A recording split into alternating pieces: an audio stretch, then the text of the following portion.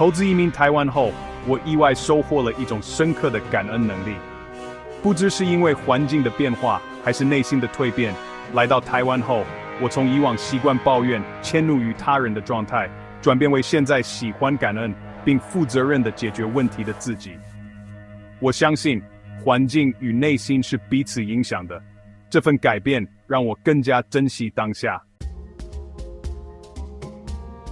2020年，全球疫情肆虐，我却能够来到台湾这片安全的土地，深感自己是如此的幸运。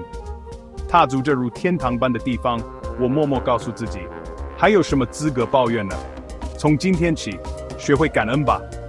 于是，我开始从生活的每个小细节中发现幸福的片段。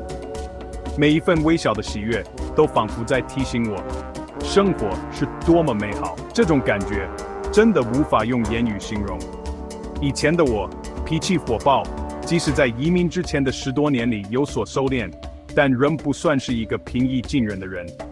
然而，在台湾的短短4年里，我结识了许多善良的朋友，他们甚至热心带我们一家去旅行。这样的友谊让我深深感受到爱，而我也相信，这份改变不仅来自他们的善意，也源于我自身心态的转变。曾经的我，在香港有过一次与陌生人因为太太被挑衅而打架的经历。那一次事件后，我深刻反思，冰封3尺，非一日之寒。我意识到，自己的冲动其实是多年来生活压力和狭窄居住环境积累的结果。还好当时没有酿成更大的后果，否则今天就无法与台湾的朋友们共享这些美好的时光了。现在每次与台湾朋友提起这段过往，他们都感到不可思议，我则笑着告诉他们，幸好当时没坐牢，不然哪还能遇见你们呢？不抱怨，对我来说并不难。多年来，我已经受够了抱怨带来的负能量。每次抱怨，身心都会感到疲惫不堪。抱怨不过是对无法改变的现实再一次惩罚自己。既然如此，何不把精力用来做好当下能改变的事呢？来到台湾后，我感受到人生的第2次机会。虽然也偶有困扰，但每当小麻烦出现时，我总是一笑置之，因为这样更能让人感到轻松自在。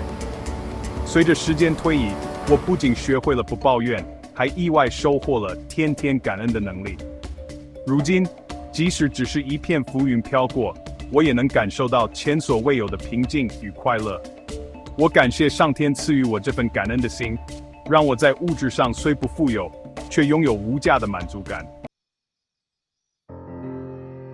有一天，我突然明白，并不是遇到开心的事才感到快乐，而是因为内心的开心状态更容易吸引美好的事发生。作为一名投资移民者，我深知这条路的艰难。近年来，移民条件越来越苛刻，而我和太太却是少数的幸运儿。过去4年里，我为了提高移民成功率，专注学习专业知识，努力经营公司。同时，我也不断提醒自己，在不确定中保持心态的稳定，感恩眼前拥有的一切。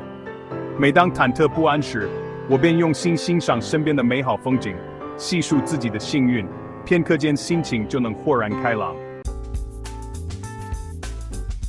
这些年来，我不断提醒自己保持好心情。最近家里在装潢，原本乐天的太太因为细节问题变得有些紧张，我便逗她说：“真不好意思，买了房还让你这么操心。”然后语重心长地告诉她，我们已经很幸运，能拥有属于自己的家，能够落地生根。如果因为装潢的事感到不开心，天公也会觉得我们不知足啊。这番话让我们都放下了烦恼，转而专注于感恩。最近，我们终于收到了投资移民成功的好消息。努力了4年，我和太太正式成为了台湾的一份子。我对她说，天公这么眷顾我们，未来一定要好好生活，不要为小事抱怨，这才是对天公的最大感谢。我深深感谢上天的安排，让我拥有这份知足的幸福。我不敢贪心，因为现在的生活已经让我心满意足。我会好好珍惜这一切。读到这篇文章的你，无论正处于人生低谷还是站在高峰，我都由衷祝福你。希望你也能像我一样，找到活在喜悦中的力量。这种感觉真的是妙不可言。